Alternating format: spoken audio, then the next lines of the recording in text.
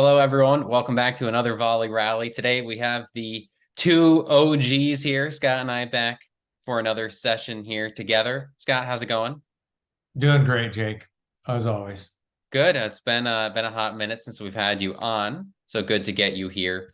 Mhm. Today's topic, we're gonna dive into a little educational with the Federal Do Not Contact list. So when should folks be checking the Federal DNC before they call their customers?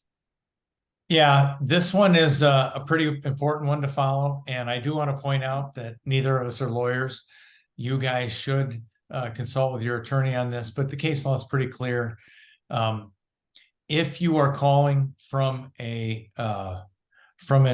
ATDS, an automatic telephone dialing system, you better be doing it every single time. So ATDS normally thought of as something like robo-dialing or um, ringless voicemail. Dealers still do those things, not as common, but coming from an ATDS, you should do that every single time. But generally, most of us aren't. You're dialing from Volie, which manually initiates every call. You're calling from your cell phone. You're doing click to call, the desk phones, etc. Those are not ATDS calls. So when do you need to check? Well, um, it really depends, and it's different for every state. I'm going to do what's generally right in most states, but you guys should check where you're at. And of course, if you have any questions, you can call or email me. I'm always here to help, Volley customer or not. So in most states, there is an 18-month transactional EBR timeline or a 3-month inquiry EBR timeline.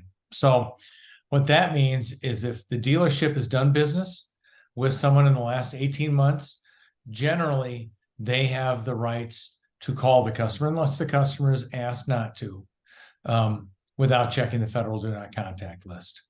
As with all this stuff, by the way, there's reasons why you don't need to check certain types of calls and such.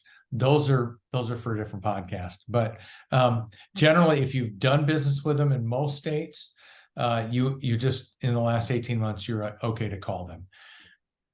One quick note: the Federal Do Not Contact list, it governs calls and SMS messages in the same manner. The reason why SMS messages get a lot more notoriety in the automotive business is the documentation is way better than a phone call, and we've had some big claims. But generally, it's been due to not following those guidelines.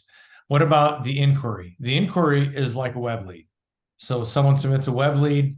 Generally, most states, in fact, at least 40 of them, you have 3 months to contact that customer with the opt-in you collected for that web lead they had. After that time, I'd look to get on and see how you can check those numbers against the Federal Do Not Contact list. It's not hard to do. Most businesses do it for you. Volley does, of course, if you've got a SANS number, but it's really no tougher than that. Don't dial from any ATDS. Know your transactional and inquiry timelines for your state. Know that you've got a valid opt-in. Of course, you're always eligible to, but there you go. It's not simple, but it's not hard to follow too. Once you just do a few checks. And ultimately, just to reiterate it one more time, we're not lawyers here. If you have any specific questions relating to your business, it's always good to consult counsel to make sure that you are doing things within the scope of the law, but also that you are comfortable with for your business to not put you in any hot water. So, isn't that right, Scott? Well, of course. I mean, anyone would give that advice there. So.